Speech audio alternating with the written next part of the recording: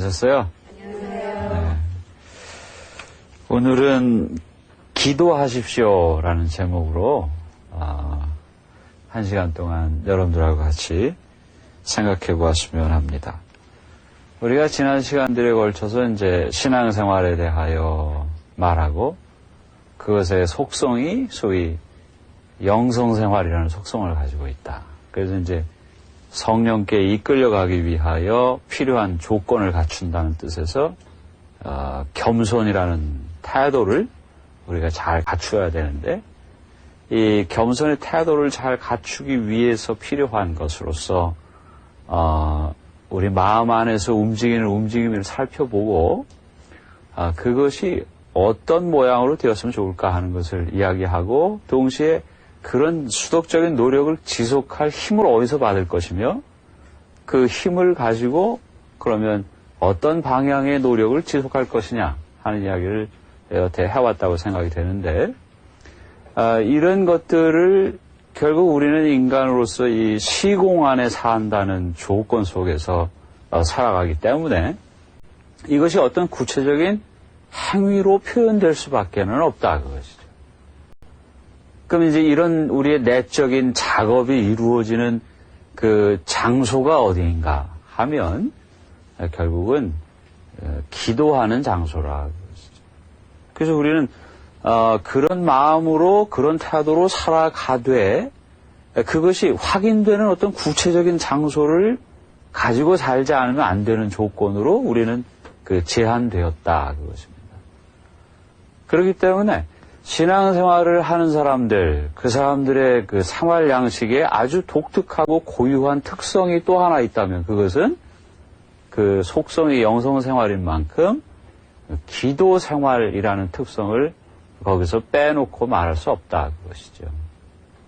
그러니까 예수님께서도 당신의 활동을 하시기에 앞서서 언제나 기도하셨다. 그러니까 기도라고 하는 것으로서 준비되고 그 기도의 결과로서 우리의 구체적인 활동이 이어지게 된다 하는 것입니다. 그래서 이 기도는 그럼 무엇 같은 것일까 생각을 해봤는데 그 기도에 담겨있는 느낌을 좀 여러분들과 공감하고 싶어서 옛날에 배운 그 동요인데 거기에 있는 한 가사를 좀 떠올려 봤으면 하는 생각이 듭니다. 여러분들 잘 아실 거예요. 그 노래가 아마 그렇게 되죠. 떡갈나무 숲속에 돌돌돌 흐르는 샘물이기에 그러면서 아무도 모르라고 도로 덮고 내려오지요 라고 가사가 대충 되어 있는 것으로 기억이 됩니다. 그 시인은 아마 자기의 은밀한 기쁨을 그 노래에서 이야기했다고 생각이 됩니다. 아무도 모르고 자기 혼자 발견한 그 샘물에서 자기는 그 기쁨의 원천을 발견했고 거기서 그것을 퍼내고 있는 것이죠. 그걸 가지고 그 사뿐히 걸어 내려오면서 그 은은한 기쁨을 누리고 있는 그 사람을 한번 연상해 보십시오. 아마 기도는 이와 비슷하지 않겠는가 하는 생각이 듭니다. 그러니까 기도하는 사람은 떠버리는 사람이 아니에요. 그 사람은 그 은은한 즐거움을 아는 사람이죠. 그래서 이걸 굳이 남에게 설명할 이유를 가지고 있지 않아요. 그래서 기도를 많은 사람들이 배우고 싶고 하고 싶다고 하는데 그것이 잘 가르쳐지지도 않고 잘 배워지지도 않는다고요. 그럼 이것을 어떤 틀로 이렇게 교본을 만들어서 기도하는 방법, 그래서 순서대로 이렇게 가르칠 수 있느냐.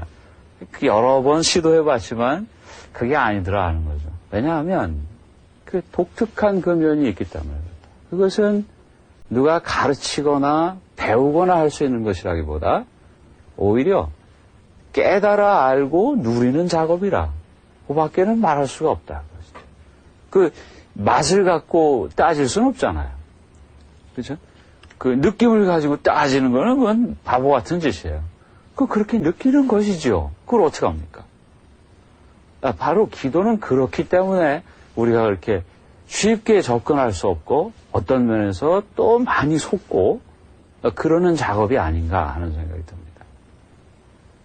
그럼에도 불구하고 우리가 기도라고 하는 것을 이해하는 데 있어서 우리 교회 전통 안에서 많은 성인들께서 각각 당신들이 체험하신 기도가 무엇인지를 말씀해 주셨고 그 말씀에 담겨 있는 것이 그것이 하나의 길잡이가 되어줘서 우리가 기도하는데 도움을 받게 해주시는 것 같아서 몇몇 가지만 오늘 같이 이야기를 해봤으면 해서 뽑아왔습니다. 우선 그 기도에 대해서 설명하신 말씀 중에 그 아우구스틴 성인의 그 표현이 한 가지 아주 눈에 들어왔는데 그분이 이렇게 말씀하셨습니다. 기도는 하느님의 목마름과 우리 목마름의 만남이다. 그러셨어요. 그럼 이 문장을 대하면서 저는 느꼈습니다. 하느님께서 목마르시다. 그분이 왜 목이 마르신가 하는 것이죠. 그분이 왜 목이 마르셨을까? 우리는 그럼 정말로 목마르다는 사실을 우리는 알고 있는가? 여기서 그 두 가지 면을 한번 생각해 봅시다. 주님이 그 요한복음에 보면 그 사마리아 여인을 우물가에서 만나시는 장면이 나오죠. 그때 주님이 오후 3시쯤 되었을 때 지금 우물가에 가셨는데 거기에 어떤 사마리아 여인이 물을 깃고 있었다. 근데 그 사람에게 주님이 물을 달라고 청하자 이제 그 여인이 좀 비아냥거리는 말투로 예수님께 대꾸를 해옵니다. 당신은 유태인이고 나는 사마리아 사람인데 어째 날더러 물을 달라고 하느냐. 보통 같으면 상종도 안 하려고 할 텐데 왜 그것을 나한테 달라고 하느냐. 달라고 하는 것은 구걸의 행위 아니에요? 그럼 뭔가 도취됐다. 그것으로서 그 비아냥거리는 말투가 더 강조되고 있는 것이죠. 근데 주님께서 하신 말씀은 내가 누구인지를 알면 오히려 네가 나한테 청했을 것이다. 라고 말씀하신단 말이에요. 내가 누구인지 알면 네가 나한테 청했을 것이다. 왜냐하면 나는 영원히 목마르지 않을 물을 줄 수 있다. 근데 그런 분이 왜 날더러 지금 물을 달라느냐? 이렇게 지금 그 여인은 대꾸를 해서 답변을 하죠. 여기에 대하여 주님이 내 남편을 데리고 와라. 그러셨어요. 그 여인의 한 맺힘이죠. 왜냐하면 그 여인이 결혼에 실패한 여인이에요. 남편이 7이나 있었다. 아마 지금 사회에서도 남편이 7이나 있었다 그러면 그건 엄청난 스캔들이죠. 그런데 그 시절에 그랬다. 그러니까 그 사람은 사람들의 눈길을 피해서 은밀한 시간에 그 자리에 나온 것이죠. 그러니까 그 사람은 철저하게 소외당했고 그 소외당하는 현상으로 드러난 그 죽음의 세력에 의한 어떤 현상에 사로잡혀 살고 있는 사람이다. 근데 그것이 지독해서 그 상황이 너무 지독해서 제 자신이 목마르다는 사실을 알지 못할 정도로 갈증이 심한 상태에 놓인 버려진 사람이라.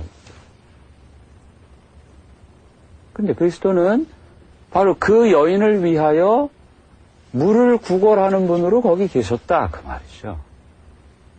요한복음사는 그 말을 우리에게 해주는 겁니다.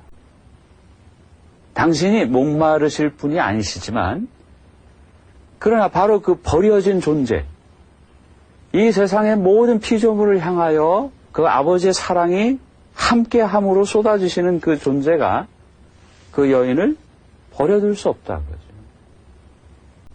그러니까 그분에게 먼저 다가가셔서 목마르다고 호소하시는 그 하느님이시다 그 말이에요.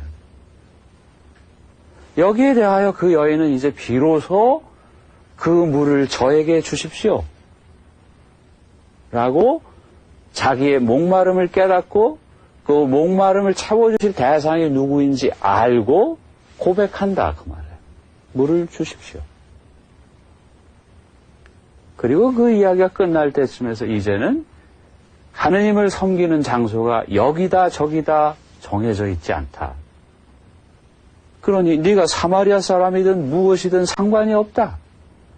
또 네가 결혼에 실패해서 그렇게 사회로부터 네가 소외당하고 그랬다 해도 상관이 없다. 그 갈증이 해소되었다.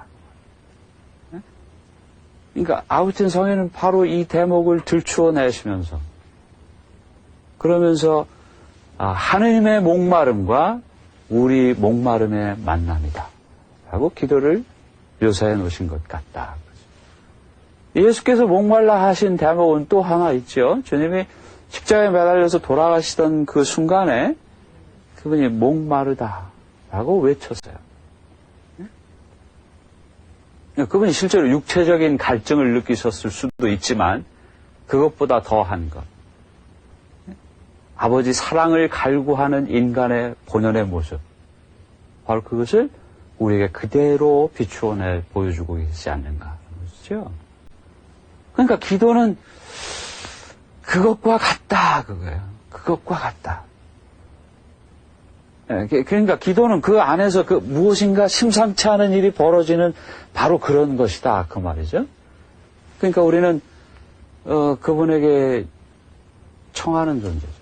그래서 아우틴 성에는 그 반복해서 말씀하시기를 그 인간은 하느님께 구걸하는 거린이다 라고 표현하죠. 우리는 그분에게 얻고자 한다. 네? 마치 구걸하는 거지처럼 그분에게 달라고 하는 우리다. 그 사실이에요. 그러니까 그 거린처럼 구걸하는 그 태도를 보면 그것이 결국 무엇입니까? 그 구걸하는 처지에 뭐 이거 저거 주시오 이게 아니잖아요. 그렇죠? 그러니까 그야말로 우리가 지난 시간에 겸손이라는 것을 이야기했듯이 바로 그 구걸하는 사람이 서 있는 자리, 그 자리는 겸손의 자리라 그것이죠. 그래서 기도는 바로 그 겸손의 태도로서 기도가 이루어지게 되고, 기도의 장소를 말하자면 그것이 그 겸손의 태도를 갖춘 마음이 기도의 장소다. 그렇게 요약해 볼 수 있지 않겠는가 하는 거죠. 뭐 또 달리 표현하면 그런 표현도 있어요. 뭐 하느님과의 인간의 대화다. 그 말도 기도가 무엇인지 짐작하는데 도움이 되는 말이죠. 그 대화라는 것은 우리 지난번에 왜 얘기했듯이 그렇잖아요. 일방적으로 내 생각을 상대방에게 주입시키는 것이 대화가 아니라 듣는 것이라 했잖아요. 그러니까 듣고 들음으로, 충실히 들음으로써 나에게서부터 일어나는 반응으로 응답을 할 때 대화라고 하는 것이 지속적인 하나의 연속적 과정으로 이어질 텐데, 바로 그렇게 하는 작업이 이루어지는 것, 그것을 기도라 할 수 있다. 또 뭐 기도는 숨이다, 뭐 이런 말도 하죠. 기도는 숨이다. 왜냐하면 숨을 안 쉬면 죽잖아요. 그러니까 우리가 신자로서의 삶을 지속적으로 살아간다 그러면 결국 그 호흡이 필요한 것처럼 기도가 절대적으로 필요하다, 그 사람에게. 그것을 말하는 하나의 방법이겠죠. 또 밀란 교구의, 이태리 밀라노 교구의 대주교이셨던, 지금은 은퇴하신 걸로 알고 있는데, 그분 마르티니 추기경 그분께서는 그런 표현도 쓰신 것 같아요. 기도하는 것은 이 세상에 있는 나뭇잎파리만큼 많은 방법이 존재한다. 예. 그러니까 어떤 특별한 정형이 있는 것이 아니라 그거예요. 그러니까 우리가 일반화시켜서 이것이 무엇이다 이렇게 말하기에는 너무나 커다란 뜻이 담겨 있는 인간의 활동이라 그 말이죠. 그래서 저는 이제 조금 다른 각도에서 여러분들에게 그런 시도를 하면서 말씀을 드려보고 싶은데, 기도는 이 세상에 있는 사람 수만큼 많은 방법이 있다 말할 수 있겠다. 왜냐하면 기도를 어떻게 하느냐 하면, 기도는 겸손의 태도로 어디서 하는가 하면 마음에서 한다 라고 했는데, 그러면 그 마음이라는 장소가 어떤 장소냐 그거죠. 그 마음은 그야말로 우리가 첫 시간에 잠깐 이야기를 하고 지나갔지만, 마음이라고 하는 것은 가장 깊은 구렁 속, 우리가 거기 내려가서 그 우리의 적나라한 알몸을 들여다보는 바로 그 깊은 구렁, 바로 그것이 마음이다. 그 마음은 내 존재의 근거라 그 말이에요. 근데 이 마음이라고 하는 것은 우리가 그 육체를 가지고 살잖아요. 이 육체 중에 가장 그 끝에, 육체의 끝에 있는 장소. 그러니까 인간이 영혼과 육신의 결합이라고 할 때, 그 영혼, 정신적인 어떤 활동으로 넘어서게 되는 그 마지막 자리, 바로 그것이, 육체에서 가장 멀리 떨어진 바로 그 자리, 바로 그것이 인간의 어떤 부분에 있다면 바로 그곳에 있는 것, 그것이 마음이라고 그거예요. 그 마음 안에서 우리의 모든 숨겨진 것들, 숨겨진 비밀, 바로 이 모든 것이 거기에 담겨져 있는 공간이에요. 거기가. 이 안에서 우리는 잃었던 기억을 회복하기도 하고, 이 안에서 우리는 왜곡된 자아에 의한 유혹에 시달리기도 하고 하는 바로 그 장소라 그 말이에요. 그러니까 이것은 여러 가지 형태로 표현될 수 있겠지만, 결국 여기는 그 계약이 이루어지는 장소고, 결국엔 그 여기서는 선택과 식별이라는 작업을 해야 되는 장소고, 또 바로 여기서 우리는 그 우리가 갖고 있는 세속적인 여러 형태의 것들을 그 정화시켜내는 장소가 바로 이 마음이다 그 말이에요. 바로 여기서 우리는 참된 자아와, 즉 창조 때 하나님의 모습대로, 그분의 모상대로 창조된 진정한 의미의 자기 자신과 마주치는 장소, 바로 그곳이 마음이라고 그러시죠. 여기서 우리는 구별해낸다. 여기서 우리는 찾는다.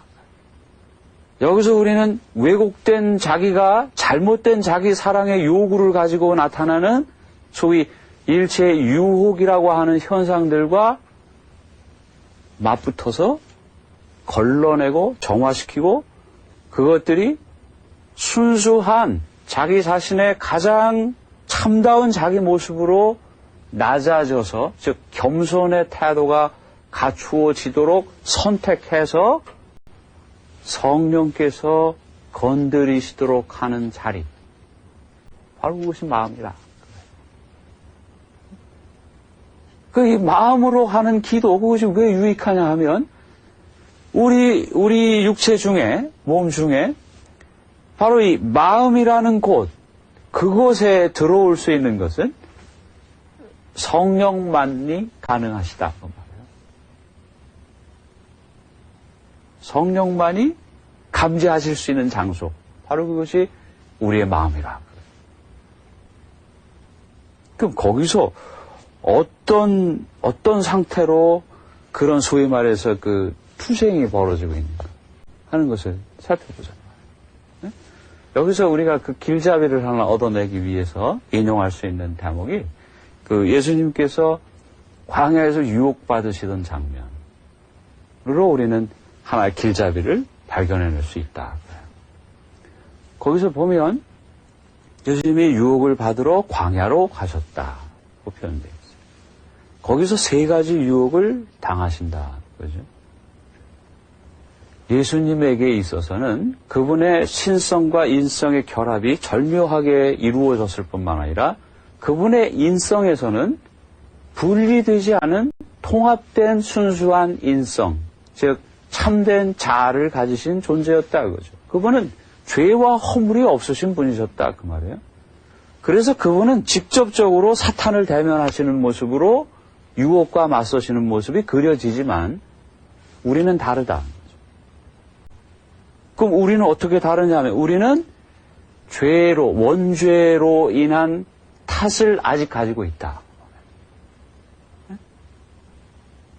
그렇기 때문에 우리 안에 원죄로 인한 결과로 나타난 현상이 있다면 그것은 참된 자아와 왜곡된 자아로 분리된 것이 문제라는 것이죠. 그러니까 그 마음 안에서 우리는 광야의 체험을 통해서 우리가 사막으로 나가거나 산으로 가거나 골방으로 들어가거나 우리가 바로 그 은밀한 곳으로 들어가면 우리는 두렵다 그거예요. 왜냐하면 참된 자아가 왜곡된 자아로 인하여 폭력을 당하고 있는 장소가 바로 그 장소이기 때문에 사회와 환경과 또 문화라고 하는 것이 집단적으로 우리에게 요구하고 있는 것 때문에 소위 원죄의 결과로 잘못 판단하고 잘못 알기 시작한 그것으로 거짓된 자기를 만들어 놓고 그것에 해당치 못한 진짜 자기, 있는 그대로의 자기를 끊임없이 구박하고 그를 억압하고 있다 그 말. 그렇기 때문에 우리는 사랑을 잃었다 그 말이죠. 사랑이라고 하는 것은 참된 사랑은 하느님과 그냥 함께 있음이지 그 사랑을 확인하기 위한 또 다른 어떤 표지를 얻어내서 무슨 살찐 송아지를 잡아서 뭐 잔치를 치르거나 아니면 교회 내에서 특별한 계급을 얻어서 그 소위 입신양명한다는 뜻으로 무엇으로 자기가 사랑받았음을 표시할 수 있는 그런 상태의 사랑이 아니지 않느냐 그죠? 그럼 결국은 그 참된 사랑을 깨닫는 주체는 누군가 하면 그 참된 자아라는 거예요. 진짜 자기. 누구 흉내를 내야 되니까 끊임없이 원숭이 노릇을 하고 다녀야 되는 그것이 아니고 정말 있는 그대로의 그 자기. 비록 그가 알몸이더라도 있는 그대로의 그 자기일 때 그가 하나님의 사랑 안에서 이미 충분함을 느끼게 된다. 이미 만족함을 느끼게 된다 그거예요. 근데 바로 그곳에서 우리는 그 왜곡된 자기가 주장하고 나서는 잘못된 자기 사랑이라는 요구들, 바로 여기와 맞부딪혀서 우리는 식별해내지 않으면 안 될 장소로 우리에게 나타나고 있다. 그 말이에요. 그럼 거기서 어떻게 할 거냐 하면 예수 그리스도께서 하신 것처럼 선택이죠. 선택. 어떤 선택이냐 하면 아버지의 말씀을 들음으로 선택한다 그 말이죠. 아버지의 말씀을 들음으로 선택한다. 그러니까 잘못된 자기가 외치고 있다고요. 네가 무엇이 되어봐라. 투사하고 있다고요. 끊임없이 기대치를 투사시키고 있단 말이에요. 그럼 그렇게 되어봐라. 그랬을 때 거기서 생긴 소위 말해서 결과라고 하는 것을 다가오는 효과는 뭡니까? 아, 나는 그렇게 못하는구나 하는 것에서부터 생기는 절망감, 희망 없음. 바로 이것이 문제가 되고 있다.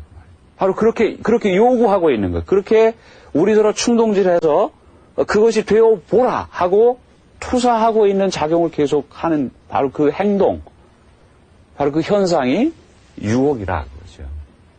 그것에 대하여 우리가 선택하거나 또 소위 선택이라는 표현은 사실은 이냐시오 성인의 그 예수의 영성 쪽에서 선택, 식별 이 얘기를 많이 하고 있죠.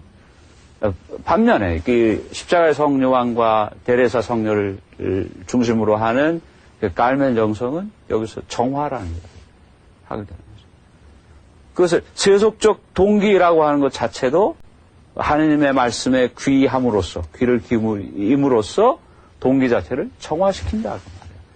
그 정화시키는 방법은 뭐겠습니까? 결국 겸손의 태도를 지탱하면서 내 뜻이 아니다. 내 뜻이 아니다. 내 뜻대로 되는 것이 아니다. 그거예요. 그러니까 내가 투사해 놓은 것 그것은 거짓이다. 라고 부정하는 것이죠. 부정.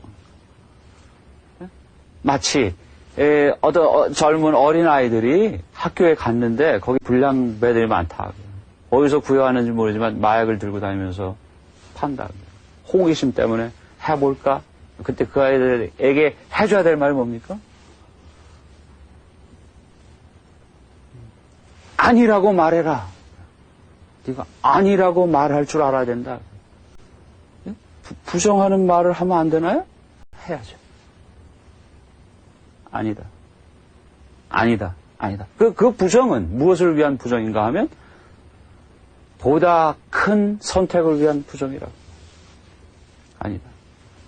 눈에 보이고 이유가 닿고 그럴 것 같다고 여겨지는 것, 즉 투사된 거짓 현상들을 나는 아니라고 부정한다.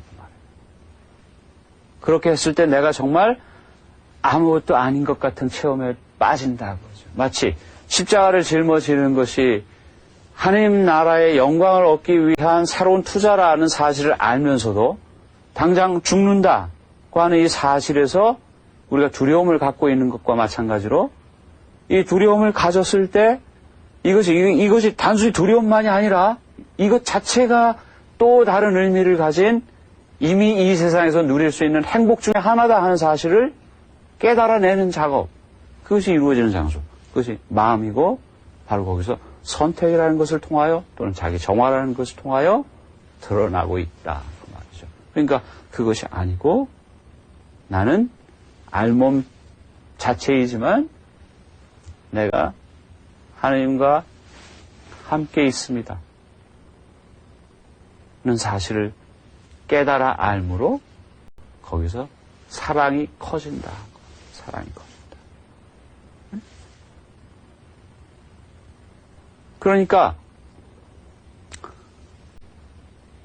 기도의 내용이 무엇이 되겠느냐라고 누가 묻는다면 기도의 내용은 그 사람이 가진 사랑의 크기가 기도의 내용이다. 그렇게 말할 수밖에 없다. 그 기도 안에서 무슨 일이 벌어졌냐? 그건 말할 수 없다. 그거죠. 왜냐하면 그것은 가장 은밀한 것이며 그것은 하느님과 참된 자기 자신이 만나서 나눈 비밀 회담이라 말이에요. 이건 내가 설명을 해주려고 해도 저 사람이 못 알아듣는다 그 말이에요. 이것은 나만의 고유한 것이며 그분만의 고유한 것이라 그거예요. 설명할 수가 없다. 그러니까 그 내용을 나열해보려고 아무리 노력을 한들 의미가 없다. 그거예요.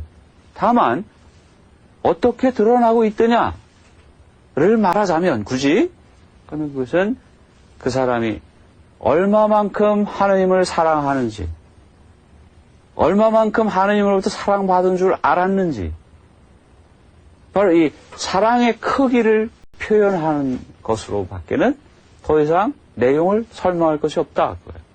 그러니까 표현되는 방식이 어떤 사람은 춤으로 나타나기도 하고 어떤 사람은 훌륭한 그 시로 나타나기도 하고 어떤 사람은 훌륭한 그런 소위 말해서 자선사업가로도 나타나고 어떤 사람은 때로 우리가 보기에 정말 하찮고 보잘것없는 일을 하는 그 청소부로도 나타납니다. 그가 그 행위를 통하여 그 표현 양식이라고 하는 걸 통하여 지금 드러내주고 있는 그 사람 고유의 기도의 내용은 하느님의 사랑을 드러냅니다. 그럼 여기서 우리가 지금 말씀드린 대로 마음이라고 하는 장소에서 겸손하게 낮아져서 거기서 성령께서 감지하시고 참된 자기를 건드려 주시도록 바라고 있는데 그렇게 되는데 내가 협력할 부분이 뭐냐? 그죠? 그래서 그것을 저희 이냐쇼 성인은 영의 식별이라는 문제로 부르셨던 거예요. 그래서 그분이 쓰신 책의 영신수련의 두 번째 주간에 들어가면서 결국은 영의 식별을 거론하게 되는데 그때 두 가지 현상을 들어서 두 번 반복된, 한 번은 첫 주간은 초보적인 단계에서, 두 번째는 보다 성숙한 단계에서 영을 식별하는 방법을 거론하고 계시더라. 그때 표지로 작용하는 것 중에 하나가 무엇이었는가 하면 영신적 위안의 상태라고 하는 것과 영신적 고독의 상태라고 하는 것으로 크게 나누시더라고요.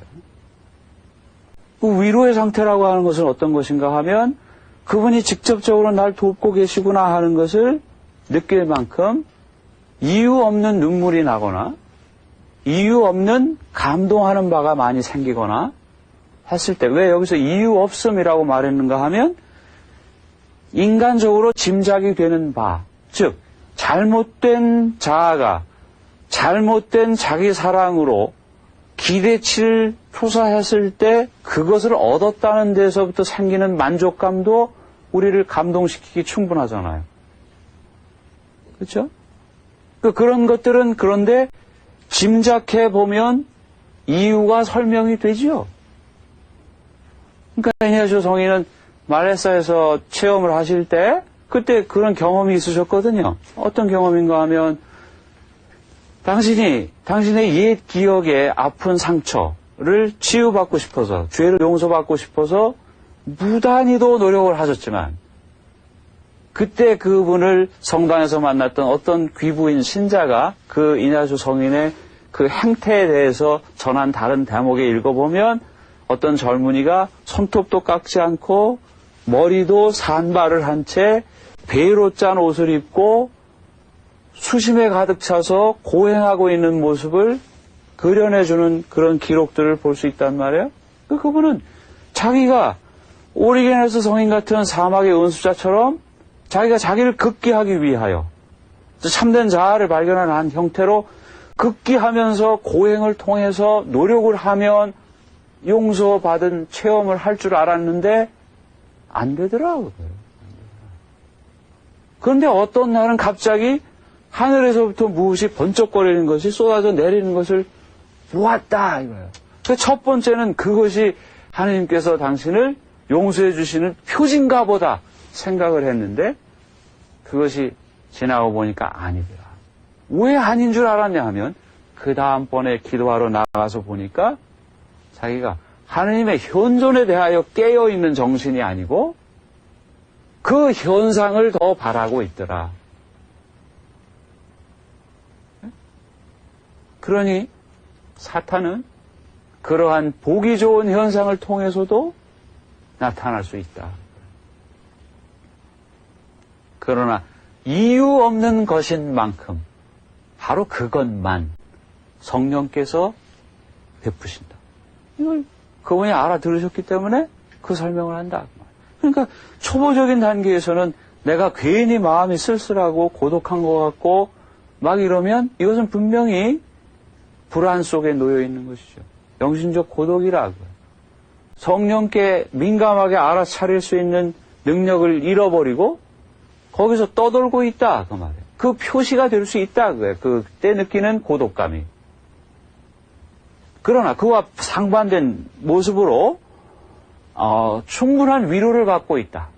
이런 자부심과 그 안에서 생기는 그 안락함 이런 것들을 느끼는 상태가 존재할 수 있는데 이것이 초보적인 단계에서는 분명 성령께서 자기를 도와서 그러시리라고 믿을 만한 것으로 작용할 수 있지만 이것이 교묘한 사탄의 또 다른 수칙일 수도 있다는 것을 보다 높은 상태에서 다시 확인하지 않으면 안 된다는 사실을 말하고 계시다. 그럼 어떻게 가능하냐 하면 하나님께서는 당신이 사랑하시는 영혼을 아무런 위로 없이 그냥 두실 수도 있다. 이유 없으시니까. 그러니까 그가 고독 중에 있는 것 같아도 그분께서 그냥 두셔서 그렇게 되고 있다면 그것은 사탄의 지배하에 있는 것은 아니라 그 말이죠. 근데 거꾸로 그 사람의 영신적 위안의 상태에 있는 것 같고 마음에 흥분이 되고 가득 무엇이 부풀러져 있고 하더라도 그것을 사탄은 이용할 수 있다. 그러므로 성령께서 이끄시든 사탄이 이끌든 그 영의 영향 하에 놓여있는 인간이 식별하는 데 있어서 가장 큰 기준으로 생각할 수 있는 것 중에 하나가 무엇이냐 하면 단순히 위안 중에 있느냐 고독 중에 있느냐로가 아니라 그러한 현상을 한 번 더 걸러서 뛰어넘어서 그것의 다음 결과가 그러한 상태가 지속되다가 그것의 다음 결과가 하느님께 보다 더 가까이 가고자 하는 마음을 불러일으키고 있는 것이라면 성령께서 이끄시는 것이고 하느님께로 가까이 나아가고자 하는 열망이 아니라 하느님을 더 멀리하는 결과로 뒤따라오면 그것은 사탄의 유혹이라. 그래서 식별하는 연습을 제자들에게 시키셨던 거죠. 그러니까 하나님께 더 많이 나아가고 싶다. 그러면 내가 지금 눈물을 흘리고 슬픔 중에 있어도 나는 성령께 이끌리고 있는 것이다. 네? 그러나 내가 아주 가득 찬 하느님의 이름을 빌려 쓰지만 아주 가득 찬 그런 충만한 마음 안에 놓여있다 하더라도 내가 했어. 그러니까 더 이상 그분에게 구걸하는 인간이 아니죠. 응? 내가 했어. 이러고 있으면 그는 안 됐지만 같은 하나님의 이름을 사용해도 사탄의 영향하에 놓이는 것이다. 그래서 그분은 사탄은 사람도 장소도 시간도 가리지 않는다. 이렇게 경고하셨어요. 미사를 진행 중이니까 괜찮겠다? 천만. 그 사람의 신부니까 괜찮으리라? 천만. 성당 안에서 감실 앞에 앉아있으니까? 천만. 아닐 수 있다. 살펴라.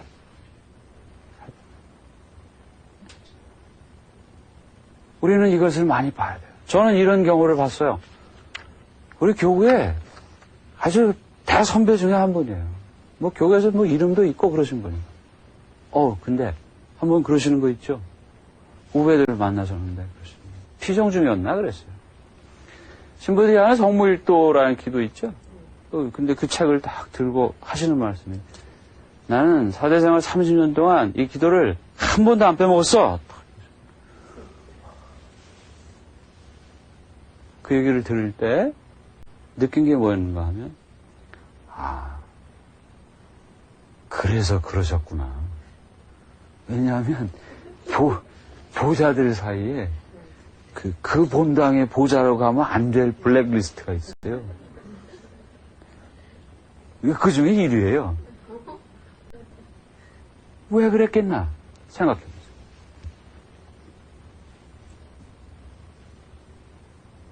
기도는 아까 겸손이 초속이라 그랬어요. 그분이 나는 한 번도 빼먹지 않았어요. 그러니까 그럴 수밖에 없죠. 그러니까 그런 형태로 어떤 일을 결정하고 실행에 옮기려고 하는데 이건 내가 기도하고 결정한 거야 이러고 하면 그건 당연히 실패하게 돼 있는 거예요. 그죠? 그 기도의 속성에서 가장 중요한 부분이 뭐냐 하면 겸손, 지극한 겸손으로 가장 깊은 구름 속인 마음에서 목마름을 호소하는 거지로서 하나님의 사랑을 갈구하는 사람이 어떻게 내가 어떻게 가능하냐고 그러죠. 아니었다 그거예요. 그거는 기도라고 부를 수도 없는 것이었다 그 말이에요. 응? 그러니까 기도의 핵심은 바로 거기 있는 거예요. 그래서 우리는 예수 그리스도의 기도를 통해서 배울 수밖에 없죠. 그분이 기도할 때 권유하시잖아요. 너희들은 기도할 때 골방에 들어가서 기도해라. 남에게 보이려고 하지 마라. 기도하고 있는 사람인 척 하지 마라. 그거예요. 그건 은밀한 대화라 이거예요. 은밀할 밖에요. 그 사람의 그 참된 자아, 바로 그것이 숨겨져 있는 가장 은밀한 곳.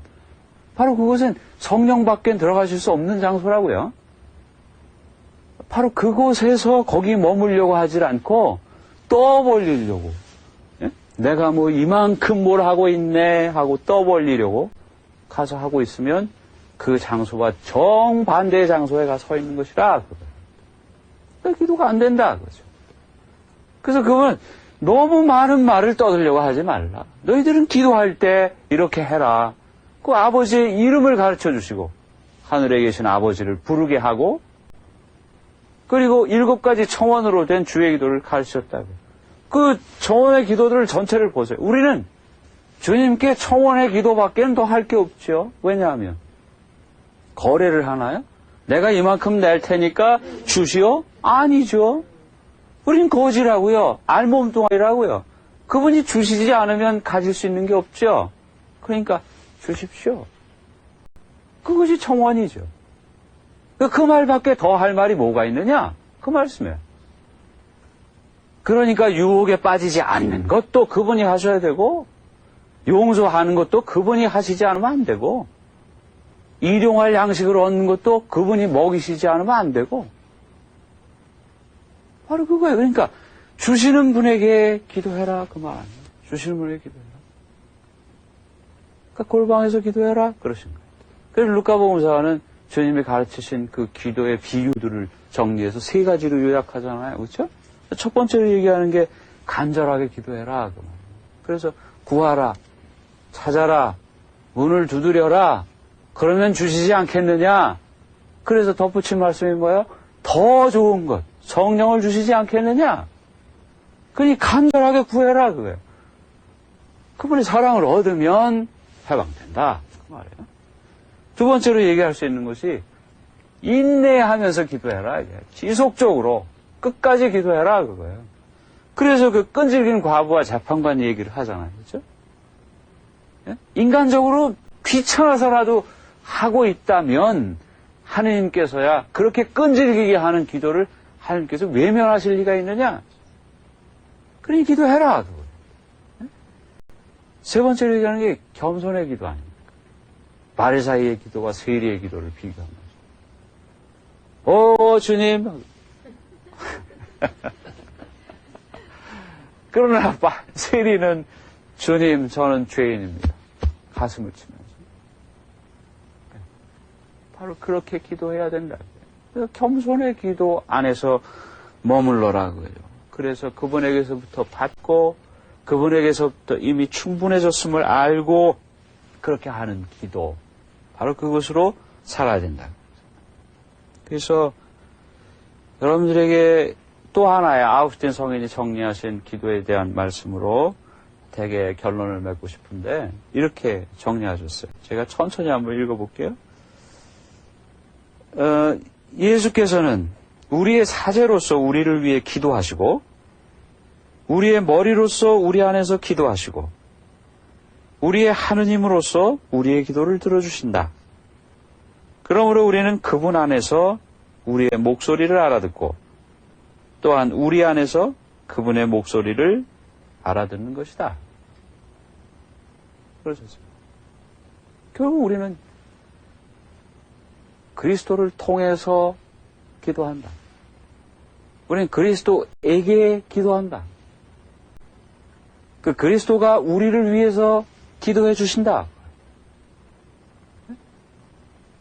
그러니까 우리는 그분이 선생님이셨고 그분이 우리들의 정말 마지로서 행동해 주셨고 그분이 모범을 보여주셨고 한 그 모습대로 기도하는 것 외에 다른 것이 아니다. 그분이 어떻게 하시더냐? 모든 것에 앞서서 산에서 밤에 홀로 기도하셨다. 바로 그 안에서 이루어진 작업이 무엇인가 하면 아버지의 뜻색입니다. 제 뜻대로 마시고 아버지의 뜻대로 하소서. 제 뜻대로 마시고 아버지의 뜻대로 하소서. 그러니 제 뜻으로 여겨지는 것에 대하여는 아니요. 아버지의 뜻대로 여겨지는 것에 대하여 예라고 하셨다. 그것이죠. 그러니까 우리 자매님들은 각각 자기만의 기도를 이루십시오. 남의 거 흉내내지 마시고요. 유명한 사람 이름 따서 흉내내지 마시고 기도는 나만이 하는 나의 고유한 생활입니다. 그래서 여러분들이 보다 큰 확신을 그 안에서 얻으시고 더 큰 사랑 안에 머무시길 바랍니다. 영광성으로 끝내겠습니다. 성부와 성자와 성령의 이름으로 아멘.